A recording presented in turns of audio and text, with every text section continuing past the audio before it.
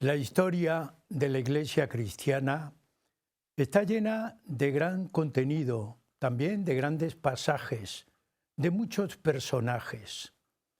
Todos recordamos que está dividida en dos grandes partes, Antiguo y Nuevo Testamento.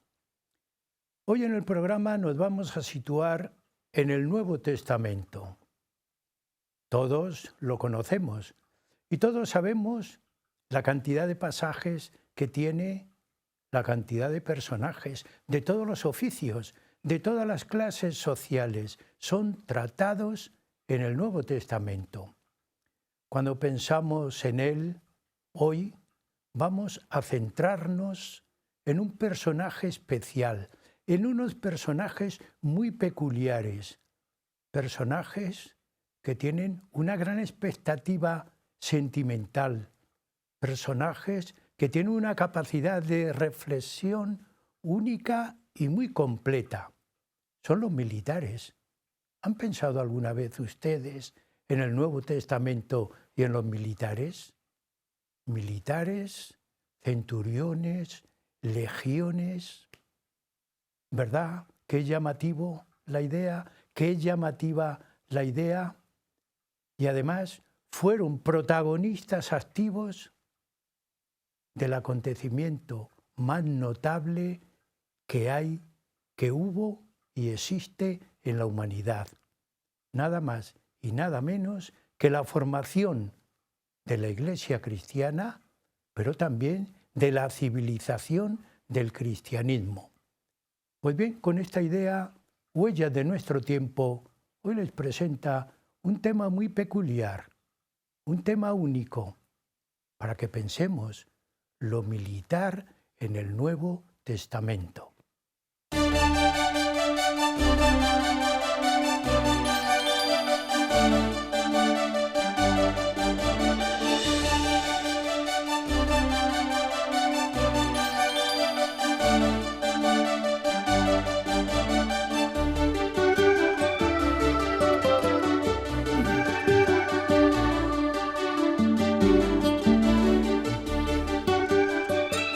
Lo militar en el Nuevo Testamento. Si miran ustedes los evangelios, van a ver que desde muy pronto se cita al militar. Incluso se darán cuenta que no hay nada de animadversión hacia los militares. Pues bien, el tema hoy va a ser tratado por un militar de alto rango, pero también de alto pensamiento. Se trata de don Francisco Ramos Oliver. Así que bienvenido al programa, don Francisco. Muchas gracias, don Andrés. Para nosotros es una alegría poder tener a una persona que ha vivido, porque cuando se habla de un tema hay que vivirlo también. Y en este caso lo ha vivido como militar.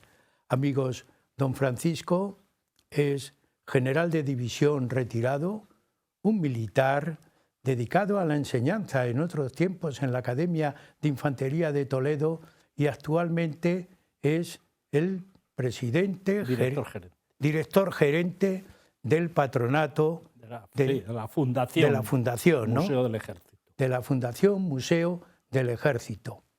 Es académico de la Real Academia de Bellas Artes y Ciencias Históricas de Toledo, pero también hoy es un invitado especial para la Cofradía Internacional de Investigadores, porque tener a una persona que vive el tema es un lujo. Así que es tan peculiar como que le preguntamos, ¿qué tiene que ver los militares en el Nuevo Testamento? ¿Qué eran los militares? ¿Qué son los militares en esa época? Nos vamos a trasladar históricamente, temporalmente, pues a una época bonita incluso para la humanidad. ¿Qué eran los militares? Bien, pues entendemos por los militares hombres de armas, ¿no? Sí. Hombres que su profesión es el ejercicio del servicio de las armas, ¿no? Bien, en aquel entonces y centrándonos en el espacio geográfico de la Palestina en la que Jesucristo imparte su doctrina, pues allí el ejército que estaba era el romano, el ejército romano. Tenía unas peculiaridades especiales, ¿no? Augusto había declarado a Siria provincia imperial y entonces allí había estacionadas 3 legiones. 3 legiones. Pero en Judea, realmente Judea, Palestina, si queremos llamarlo así, porque eran tres monarquías, que eran Judea, Idumea y Galilea, ¿no? Bueno, pues ahí lo que había era realmente ahí Roma lo que establecía era un protectorado. Un protectorado. Entonces la fuerza romana que había allí no eran legiones, eran lo que se llaman fuerzas auxiliares, ¿no? Auxiliares. Estas fuerzas auxiliares dependían de las legiones que estaban en Siria, pero estaban bajo el mando de un gobernador, que el que más conocemos es Poncio Pilato. Sí, sí. El que más conocemos. Claro. Curiosamente, Sí. Poncio Pilato es el único señor que aparece con nombres y apellidos en el credo. Sí, sí, qué curioso. No sé si nos habíamos fijado alguna vez en ese detalle. Es el único que aparece con nombre y apellido en el credo. Bueno, pues el más conocido, hubo otros, claro, evidentemente. Entonces este personaje, este gobernador, era el que ejercía el mando sobre esas fuerzas auxiliares que no eran todas exactamente romanas, no eran lo que entendemos por la legión romana. No, ahí había soldados de otras, digamos, nacionalidades, si podemos hablar en esos términos. Había griegos incluso, había griegos, habría galileos que se llevaban fatal con los judíos. Datos importantes estos, datos importantes, porque tenían estas fuerzas que había allí, que no eran judíos, pero tenían una cierta animadversión hacia los judíos. Importante para entender el trato que luego le van a dar a un judío. Claro. Pero es porque no les caía bien, por decirlo así. Bueno, entonces estas fuerzas eran las que estaban allí en Judea, ¿no? Que eran, repito, fuerzas auxiliares, que dependían de unas legiones que estaban en Siria, más al norte, en la zona de Siria. Estaban organizados en centurias. Una centuria es una compañía. O sea, lo que hoy en día entendemos como una compañía, pues entonces se llamaba centuria. Que aunque centuria indica 100, realmente eran 80. Pero bueno, pero el término genérico centuria. Era centuria. Y la mandaba un centurión. Si hacemos una traslación a los tiempos actuales, sería un capitán. Un capitán. El centurión, luego vamos a ver que en el Evangelio están ahí presentes. Bueno, pues tenemos que tener en la cabeza que esos personajes, ese centurión era un capitán que mandaba una compañía. Bien, un determinado número de compañías formaba una corte y varias cortes era una legión, ¿no? Casi, una orgánica muy parecida, pudiéramos decir, a hoy día un ejército, ¿no? Un regimiento, unos batallones y unas compañías, ¿no? Bueno, de hecho, el ejército español, el ejército de los Austria, de la dinastía de los Austrias, desde Carlos I hasta Carlos II, pues estaban inspirados, ese ejército estaba clarísimamente inspirado en la legión romana, ¿no? Bueno, entonces, estoy tratando de hacerlo lo más simple posible. Ese ejército tal. ¿Qué ocurre? Que ahí había reyes, ahí estaban los reyes, estaba Herodes. Herodes estaba, y Herodes era un rey, el rey de... y tenía una fuerza, tenía una unidad militar que dependía de él. Yo hago una comparación, en el trabajo hago una comparación con el protectorado nuestro en Marruecos, Sí, sí. en el cual había una parte de los militares que estaban allí en Marruecos dependían del sultán y del jalifa.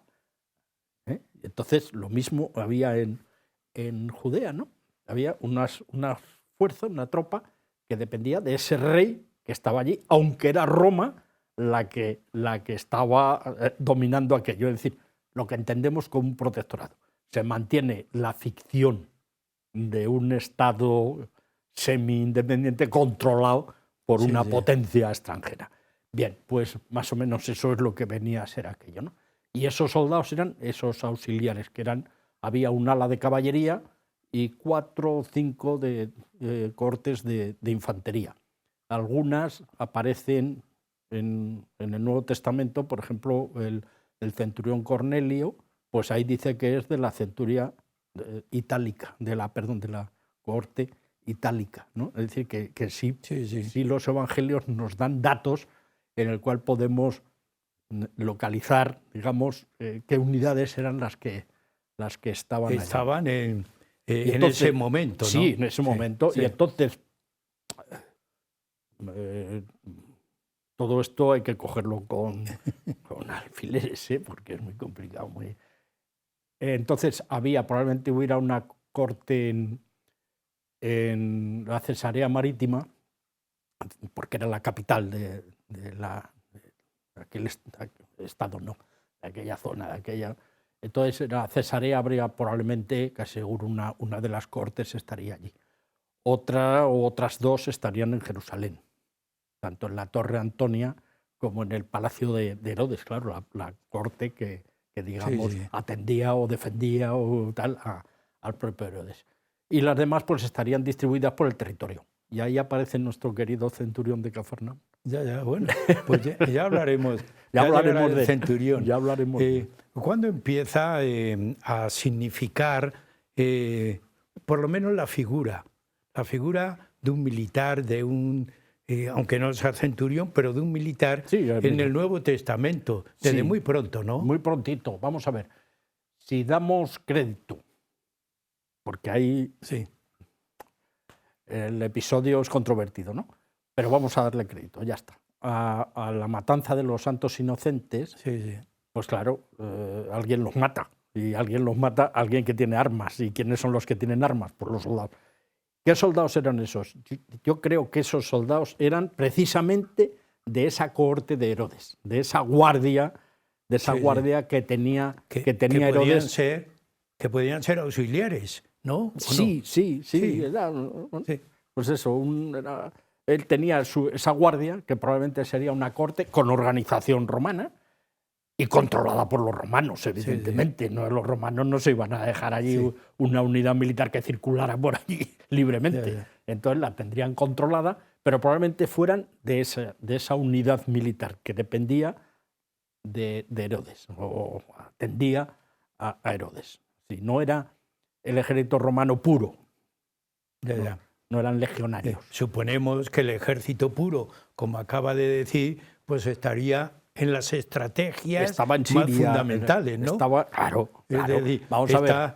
Hay que tener en cuenta que Roma era un imperio, que controlaba y dominaba, pues como se suele decir, el mundo conocido entonces. No, claro. Se conocía mucho más. Pero ellos estaban desplegadas esas legiones, estaban desplegadas en Oriente para los partos, concretamente contra los partos y los persas, ¿no? Que eran los grandes enemigos de Roma. Mesopotamia históricamente ha sido un hervidero. Un hervidero de tensiones, tensiones militares y expansivas. Porque la geografía es determinante. La geografía impone su ley. Y ahí la geografía impone su ley. Y eso, entonces, ahora y siempre. Los santos porque ahí inocentes. Se juntan. Pero también hay otro pasaje muy interesante, yo leyendo su trabajo, que es una pena no divulgar todo el trabajo, pero bueno, leyendo su trabajo, en el momento del Bautista, San Juan Bautista, también aparecen. Sí, ahí sí que el Evangelio lo dice claramente.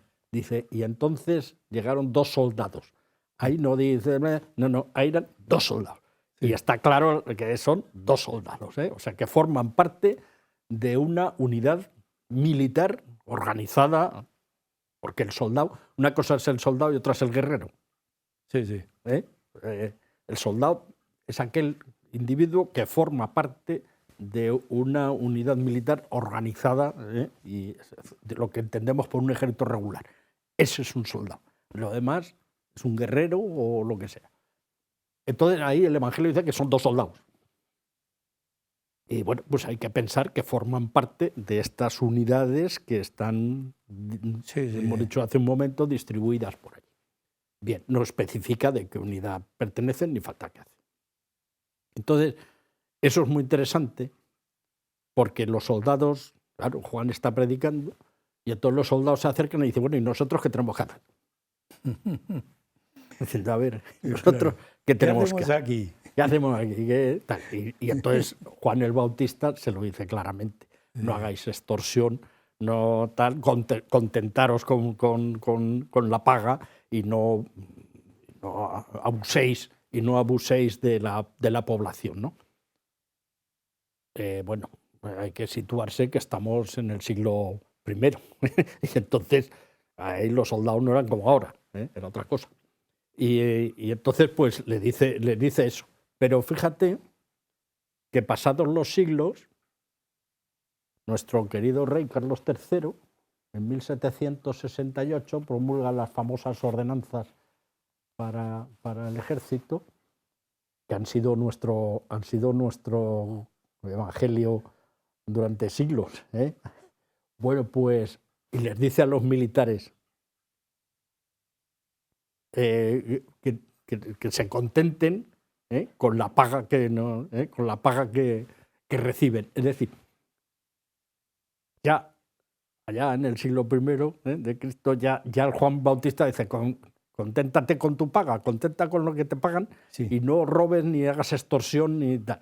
Y Carlos III, ya en el siglo XVIII, sigue diciendo lo mismo. Sí. Entonces, ¿qué pasa? Que es una cuestión puntual a esos 2 soldados, o está Juan el Bautista estableciendo una norma de conducta, que es lo que hace luego Carlos III. Carlos III lo que hace es establecer una norma de conducta. Son las reales ordenanzas, ¿no? Juan el Bautista no hace ninguna ordenanzas, no hace nada. Es decir, que es una cuestión puntual, sí, a esos soldados, aunque es extensiva, evidentemente, a sus compañeros, a todos los demás. No os portéis mal, tenéis que hacer las cosas bien y no abusar de la población y mucho menos robarles. Hay un personaje que se repite mucho y que ya lo ha dicho anteriormente, quien manda una centuria es el capitán Centurión. Sí. Centurión, ¿qué es? ¿Cómo se movía en el Nuevo Testamento? ¿Cómo destaca el término centurión y el personaje centurión? El personaje centurión aparece varias veces en el Evangelio. Aparece el centurión de Cafarnaún y luego en la crucifixión de Jesucristo vuelve a aparecer los centuriones y luego, ya digo, en los Hechos de los Apóstoles aparece de nuevo el centurión. Es decir, que es un personaje, vamos a ver, y es lógico, porque era, llamémosle, la piedra angular sobre la que se movía el ejército romano, ¿no? La piedra angular, el elemento alrededor del cual se organizaba y se movía todo, era el centurión. Eso pasa hoy día también, O sea, que las compañías es un elemento fundamental en la organización militar. Bien, entonces es lógico que el Evangelio se haga eco de ese, o sea, refleje esa realidad, ¿no? Es decir, bueno, aquí hay militares, pero estos están mandados por esta persona, por este personaje que es el centurión, es un oficial del ejército romano, un capitán. Y bueno, pues digamos que sobre ese centurión el Evangelio de alguna forma personifica o centraliza la idea que tiene sobre los militares y su comportamiento y su función, ¿no? Sí, es un elemento ahí clave. Y lo vamos a ver en el... Claro, decimos que el Nuevo Testamento está destacando la figura militar, sí. Pero además, yo diría con elegancia, ¿no? Con estilo. A los centuriones concretamente al personaje a la figura del centurión, la trata con amabilidad, diría yo. Es decir, la trata con mucho respeto, con mucho amablemente. No los censura en ningún momento, ni dicen nada que contravenga su profesión o su función No, los trata amablemente. Y si cogemos las figuras de los centuriones que aparecen en el Evangelio, vemos cómo siempre los trata, vemos el de Cafarnaúm, porque es el que más, ¿verdad? Pero vamos, los que están en el Golgota, lo mismo, ¿no? Los trata con mucho cariño y de forma muy amable. No tanto sobre el funcionamiento del ejército romano. Ahí ya el Evangelio ya no es tan condescendiente, ya no es tan amable. Ya ahí es más crítico y censura más, ¿no? Pero el comportamiento del ejército como tal. Pero a las personas, concretamente los centuriones, los trata con mucha amabilidad. No tanto a los demás, ¿no? Por ejemplo, pues claro, los que torturan a Jesucristo en la pasión, pues evidentemente ahí es tremendamente duro con ellos, ¿no? Ya, pero posiblemente el personaje aislado pues también tendría sus sentimientos, sus pensamientos. Es lo que hace los aísla, si se me permite, no es aislarlo, pero sí, los personaliza, los individualiza.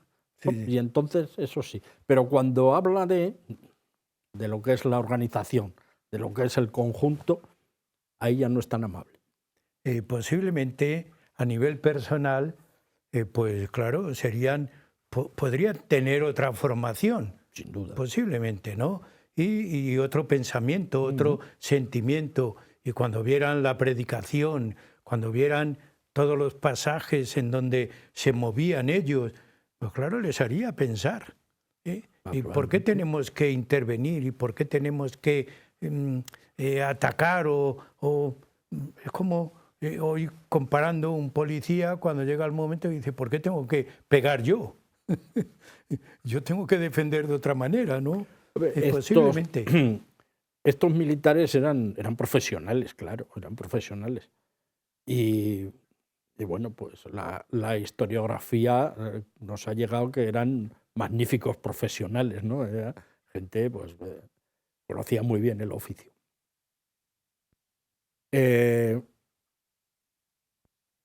¿Cómo diría yo? Pues sí, que al tener esa profesionalidad, pero que no, o sea, que entonces cumplían las órdenes, la misión la cumplían a rajatabla. ¿Me explico? O sea, que tenían un cometido, tenían una función, tenían una misión, y esa se cumplía a rajatabla, porque era un ejército perfectamente disciplinado que dominó todo el imperio que dominó precisamente por eso, por la organización y por la disciplina. Por eso derrotaba a ejércitos mucho más poderosos, digamos, mucha más gente y con mucho más, y sin embargo los derrotaba. ¿Por qué? Porque tenía una organización y una disciplina. Bien, pero eso no quita para que cada uno de los individuos, y sobre todo los centuriones, que eran personas ya con una formación, ¿no? A lo mejor el soldado raso, pero claro, los centuriones ya tenían una cierta formación, que eso no impedía que ellos reflexionaran sobre las cosas, claro que sí. Claro que sí. Bueno, yo tengo que cumplir las órdenes y las cumplo y lo hago. Pero eso no quiere decir que yo no reflexione sobre ello y tenga mis propias ideas al respecto, ¿no? Claro que sí. Pero eso ocurre ahora también. Sí, sí. Muy interesante la figura que la vamos a ir tratando a continuación. Llegamos a la mitad del programa. Parece que, no, que el tiempo no huye, pero huye. Tempus fugit. Tempus fugit, dicen los latinos. Bien, vamos a continuar después de esta pequeña pausa que vamos a hacer, hablando del centurión, pero ya muy situado en algo importante que yo en toda la lectura del trabajo he ido viendo, el papel que los centuriones tuvieron en la formación del gran personaje que es Jesús, pero también de lo que va a dejar después en la iglesia. Bien, pues con esa idea hacemos una pequeña pausa. Amigos, estamos en el programa Huellas de nuestro tiempo, hoy hablando de un tema que apasiona, lo militar en el Nuevo Testamento. Un descanso y seguimos con ustedes.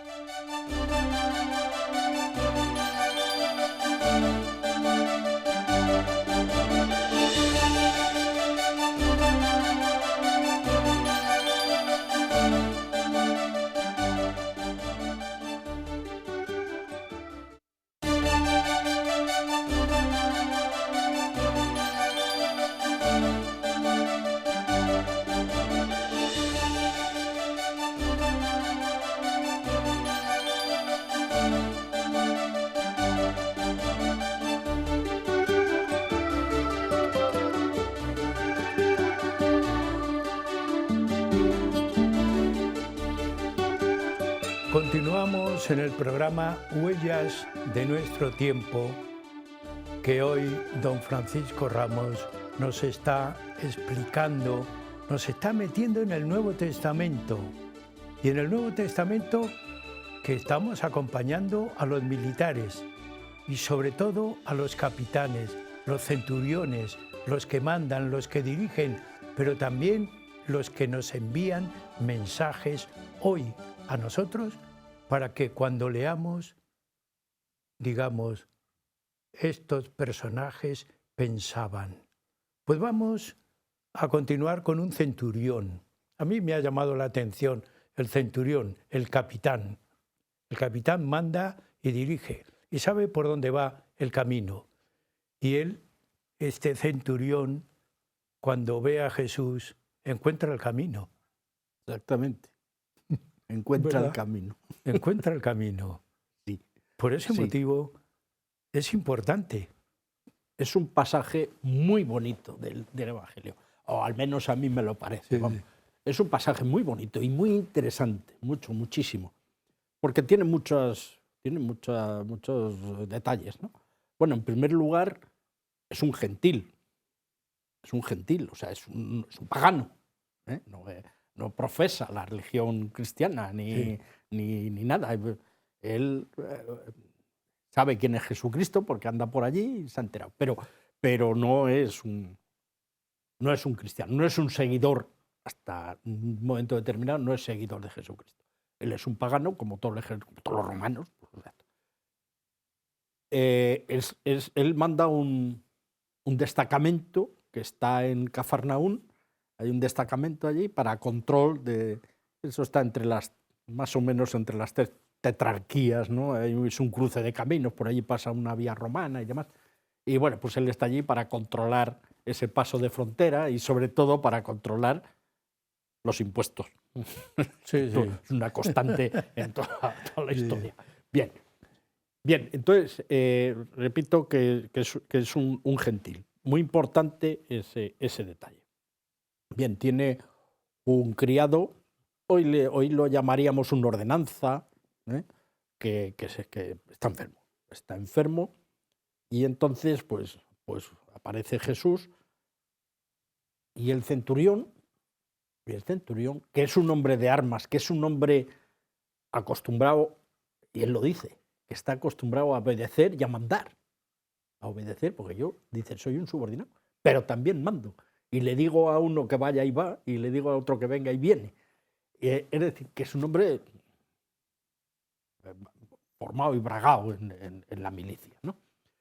Y él enseguida detecta a un personaje, a una persona superior, y lo trata de señor, Probablemente el que lea el Evangelio más o menos de corrido no cae en el detalle, pero lo trata de señor. Para los militares, sobre todo los anglosajones, en los ejércitos anglosajones el superior es señor, sir, sir, el señor.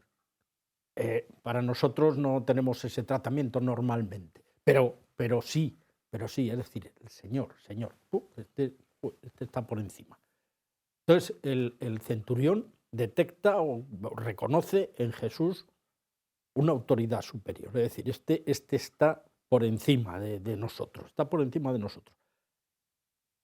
Indudablemente ha detectado un personaje divino, Sí, sí. divino, porque inmediatamente después lo que le está diciendo es: Jesús, o Señor, no hace falta que vayas a ningún sitio, si es que no hace falta, si es que con tu sola palabra, el criado este mío, mi ordenanza, este que tengo, se va a curar. Pero hace falta más fe, o sea, es una fe tremenda. En un militar, recalco la palabra militar, el militar es un hombre bastante pragmático. Suele creer poco en cosas fabulosas, ¿no? Es un hombre, es un personaje, el militar, por razón de su profesión, pues el pan y el vino es vino. Sí. Y no hay fábulas, porque en la guerra no hay fábulas, ahí se va a morir. Bueno, entonces, pero él reconoce esa divinidad y además la manifiesta. No hace falta que vayas. Y es muy bonito, precioso, porque la Iglesia ha sido capaz, bueno, la Iglesia es capaz de muchas cosas, pero por decirlo así, de percibir la singularidad del personaje. Y entonces en todas las misas de todos los días de todo el mundo, ojo lo que estoy diciendo, se repiten las palabras de un capitán romano: Señor, no soy digno de que entres en mi casa. Con una palabra tuya es suficiente. Qué precioso, vamos, es que maravilla. yo creo que es precioso, ¿no? Es muy bonito. Y además eso, es el único militar que se dirige a Jesús de una forma directa. Es el único militar que cree firmemente en Jesucristo.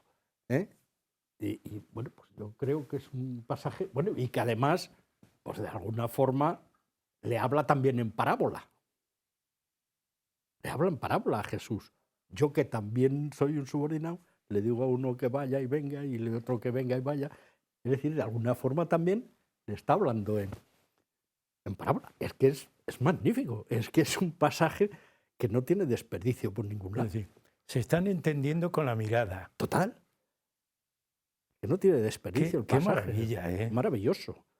Qué maravilla. Y lo está protagonizando un militar romano. Es decir, un odiado, un personaje odiado, porque es un ejército que ha ocupado el territorio y que ha impuesto su ley y por tanto se acabaron las libertades o lo que fuera. Y ahí hay un ejército que está ocupando, lo que todos entendemos, por una ocupación militar de un territorio, ¿no? Es decir, es un personaje, yo no sé si odiado, pero por lo menos poco querido, poco querido. Aunque este sí lo es, porque tiene otra connotación más, que lo hace también magnífico. Y es que los del pueblo, los de allí de Cafarnaúm, le dicen a Jesús que le haga caso, o sea, que le cure al criado, lo que sea, lo que pida, que se lo dé. Porque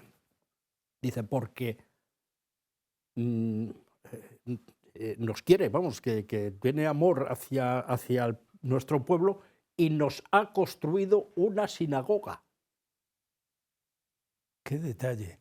Que nos ha construido, es decir, el centurión que tiene allí 180 soldados, ha percibido que hay una necesidad en el pueblo, que no tienen sinagoga, o la que tuvieran a lo mejor estaba en muy mal estado. Sí. Y él coge y dice, no señor, a ver que hay que hacer una sinagoga, y hace una sinagoga para que los del pueblo puedan ir a sus rezos y sus cosas. Bueno, yo es que a mí me maravilla el personaje. ¿Qué quiere que diga? A mí me maravilla el personaje. Es que tiene tal, no sé, muchas... Sí. En defensa de los militares, en ese momento y en otros, los militares no van a destruir, van a construir. Van a construir. Por eso digo que es... o sea, que el Evangelio lo trata no con amablemente, muy amablemente, claro. Sí. O sea, incluso, bueno, pues llega eso, que los del pueblo le dicen, no, que este capitán es un personaje estupendo, que nos quiere mucho y nos ayuda. Sí. Y llegan a decir eso y que les construyó una sinagoga. Un gentil de un ejército de ocupación. O sea que todo en contra, digamos. Es para ir al pasaje, que nos vea y nos escuche, que vaya al pasaje y lo lea. Señor, no soy digno que entres en mi casa o que vayas a mi casa. En fin, sí. Bueno, ahí las traducciones pueden ser, pero eso, si me das cuenta, es lo que interesa ahí. No, si le dice que vaya o deje de ir a casa, lo que interesa es la fe. O sea, primero, el tratamiento del Señor, es decir, ese reconocimiento de una persona que está por encima. Y luego esa fe tan enorme. Increíble, ¿no? En los evangelios a Jesús se le trata pocas veces de Señor, ¿no es así? Pocas, muy poquitas. Y yo creo que hasta que aparece este centurión, ninguna. Mucho me tengo que equivocar. Pero yo creo que ninguna. Dejamos ahí que es un gran motivo para pensar y reflexionar. Y si me permite rematar ya. Sí. No rematar, pobrecillo, que es un personaje estupendo. Es cuando por primera vez, y de forma no muy explícita, ¿verdad? Pero, repito, se trata de un gentil que tiene fe en Jesucristo, que se dirige a él directamente y tal. ¿Qué es lo que está empezando a nacer? ¿Qué célula hay ahí que ya está empezando a nacer? La Iglesia, vamos, la doctrina cristiana que abarca a todos el ecumenismo de la religión cristiana. Ahí, y luego lo vamos a ver más adelante, como ya va a coger fuerza, pero ahí ya tenemos un pequeño detalle, ¿no? Un gentil que se dirige a Jesucristo, que Jesucristo hace un milagro a este gentil que dice que tiene una fe que no ha encontrado a nadie en Israel con esa fe. A un gentil le está diciendo, ahí está empezando a nacer el ecumenismo. Sí. Claro. Ahí es la semillita todavía pequeña, ¿no? Qué interesante. Qué interesante en defensa de lo militar, en este caso. Pero continúa otro centurión en otro momento clave y cumbre en la pasión de Cristo. Sí. Ahí ya damos otro paso más. Sí. Ahí damos otro paso más. Vuelve a aparecer un centurión. A lo mejor incluso es el mismo, no creo, porque te estaban mandando un destacamento en Cafarnaún y el era uno de los que estaban en Jerusalén, claro. Pero ahí esa semillita tan chiquitita y tan casi imperceptible, aquí ya se percibe claramente, ¿no? Se percibe claramente. El centurión acaba de matar a Jesús. Vamos a ver, es que vamos a ponernos en situación. es el que manda esa tropa que hace todas esas atrocidades y que se sortea la túnica, en fin, lo que todos sabemos y hemos leído y escuchado miles de veces en el Evangelio. Pero a lo mejor no hemos caído en el detalle de que ese centurión es el que manda a todos estos. Entonces, es el responsable, es el que lo ha matado, o sea, es el que lo ha crucificado y lo ha matado. Sí. Y a la vista de eso, dice, verdaderamente, ojo con la palabra, verdaderamente, este es el Hijo de Dios o el inocente, depende del Evangelio que leamos, pero todos dicen lo mismo. Verdaderamente, sopla, verdaderamente, este es el Hijo de Dios. ¿Y quién lo dice? Vuelvo otra vez lo dice un militar, un oficial romano, gentil, que no sé qué, y que acaba de matar a Jesucristo, que ese... Y dice, verdaderamente, este es el Hijo de Dios. ¿Olí? Otro paso más hacia el ecumenismo, Sí, sí. ¿no? Y todo oficiales romanos, militares. Sí. No lo hace sobre la figura de un carpintero que podía haberlo hecho porque era hijo de carpintero. No, lo hace sobre la figura de militares. O sea, es que no se entendería la pasión y muerte de Jesucristo, bueno, el Evangelio entero. Pero si nos queremos centrar en el cogollo importante del Evangelio, no se entiende sin la presencia de los militares. No habría. Seguimos. El endemoniado. El endemoniado de Gerasa. Sí. Ese es otro pasaje sí, interesante. Es que es otra parábola ahí que también hay que sacarle un poquito de la punta. Claro. Dice el endemoniado, dice, es que somos legión, somos legión, dice, somos legión. Que hoy día se utiliza esa expresión, Sí, sí. Somos legión los aficionados al fútbol, somos Sí, sí. legión los que nos gusta lo que sea. Entonces se sigue empleando esa expresión. Muchas veces no pensamos en qué quiere decir, ¿no? Lógicamente. Pero si nos paramos a reflexionar, claro, este endemoniado dice, es que somos legión. ¿Qué quiere decir? Somos muchos. A una legión eran mucha gente, muchos soldados. Y entonces dice, somos legión. Vale. Y entonces, curioso, porque lo que pide es que expulse a los demonios, pero mete un matiz. Dice, de la región. O sea, no solo de la persona que está endemoniada, dice de la región, es decir, de un territorio. De un territorio. Es que hay que ver cómo se expresa el Evangelio en ese pasaje, ¿no? Dice, bueno, el demoniado, que dice que hay muchos demonios que son legión. Son muchos, legión. La unidad del ejército romano, de la que hablábamos al principio, de la que hablábamos los legionarios, la legión romana. Vale, somos legión. La legión está compuesta de soldados. Y entonces dice que les libere no solo del cuerpo, sino de la región. Región, por Judea, evidentemente. ¿Y quiénes son esos los soldados romanos? ¿Y qué es lo que hace? Se van y los demonios se encarnan en una piara de cerdos que anda por allí. ¿Quiénes son esos demonios? Los soldados romanos. Y entonces, ¿dónde van a parar los soldados romanos? A una piara de cerdos. Es decir, que... ojo, van a una piara de cerdos. ¿Y qué hace la piara de cerdos? Se tira por el barranco al lago y se ahogan.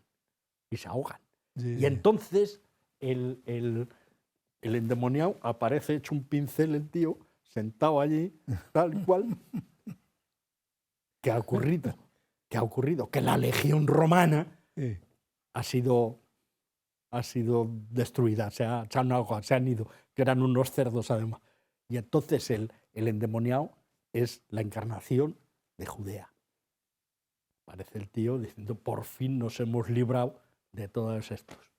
hemos alcanzado esa libertad que tanto ansiamos. El centurión nos continúa siguiendo.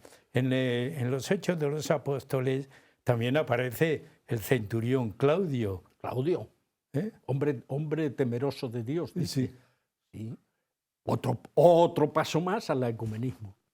Otro paso más. Temeroso de Dios. De Dios y tal. ¿Y cómo va? El Evangelio va desde el centurión de Cafarnaún, va poco a poco, va pon, hacia ese ecumenismo. Y siempre sacando a relucir un centurión. Siempre va un centurión. Qué curioso. ¿Verdad?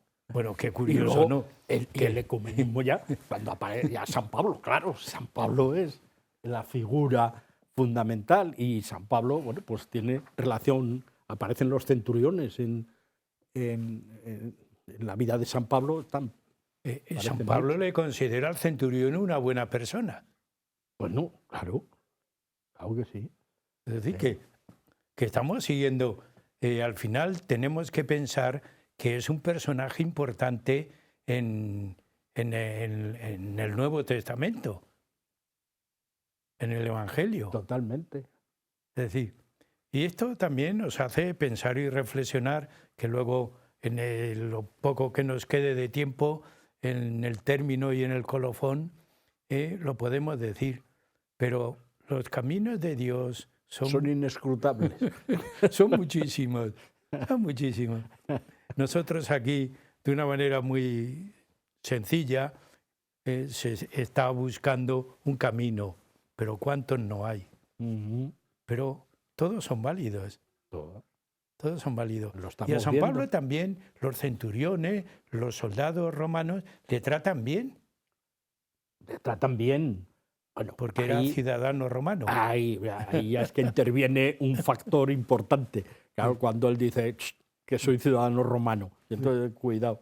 Y entonces, que no lo iban a tratar bien en ese momento, no lo iban a tratar bien. Pero cuando dice que soy ciudadano romano, entonces hay que mandarlo a Roma. Y bueno, viene toda la peripecia del viaje. Pero sí, ahí aparece un centurión que le permite desembarcar y que vayan con sus amigos y demás, ¿no? Sí.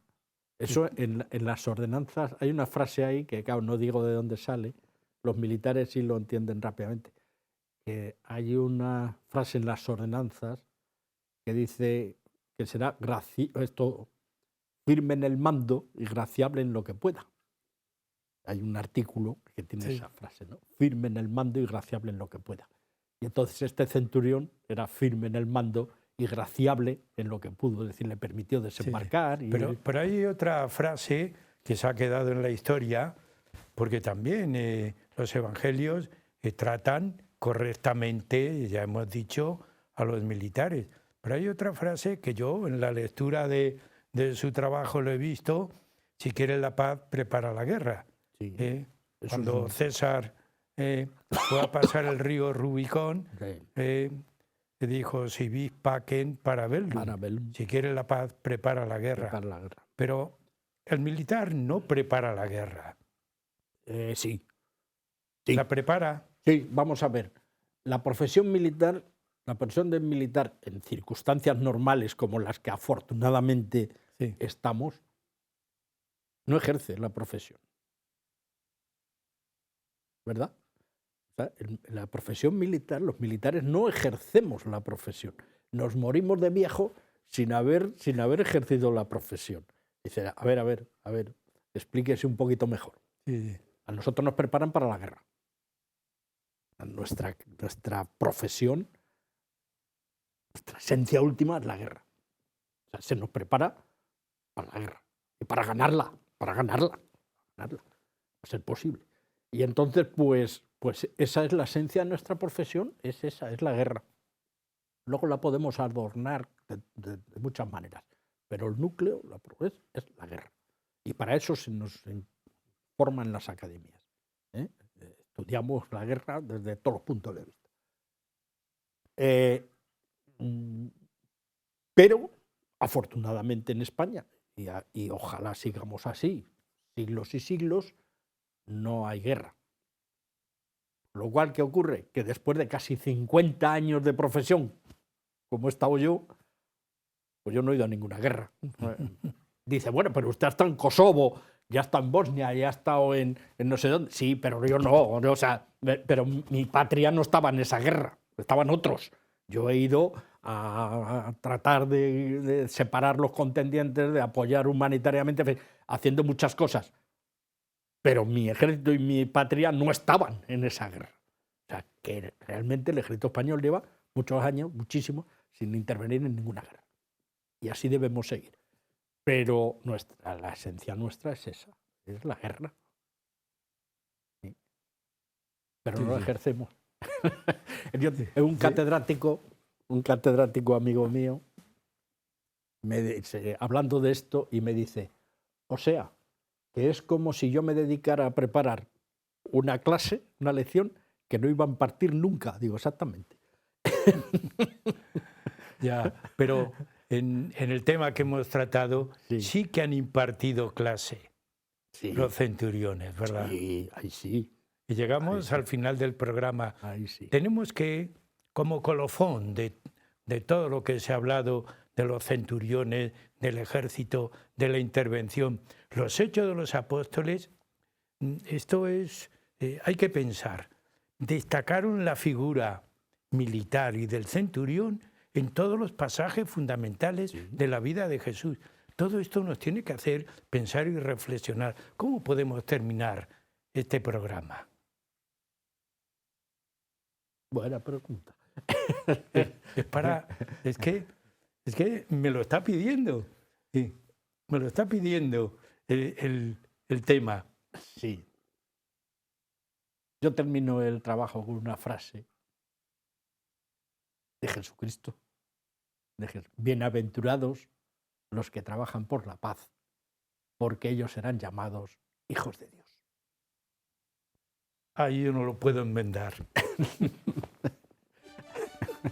Ahí, sin más explicación y sin más significado. Trabajar por la paz. Pues con esa idea nos quedamos y llegamos al final del programa, como siempre, gratamente. Terminamos un programa porque se han enviado muchos mensajes.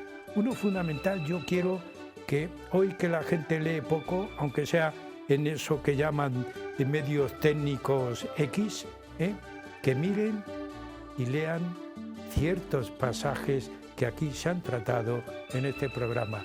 Así que, don Francisco, muchísimas gracias por haber venido a Huellas de Nuestro Tiempo, por haber acudido a nuestra llamada, por habernos dado estos mensajes para que nosotros leamos, pensemos, reflexionemos y que Dios también le vaya ayudando a que continúe pensando en estos temas.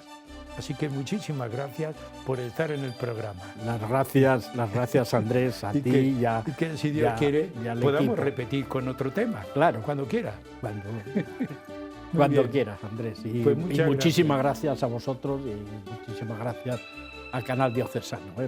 Pues amigos, como siempre, tristemente llegamos al final del programa, pero ya ven ustedes que yo con la cara sonriente, porque el saber, la cultura, el pensamiento tiene que acompañarse por la emoción. ¿Han pensado ustedes alguna vez en la inteligencia emocional? Pues con esa idea, hasta el próximo programa.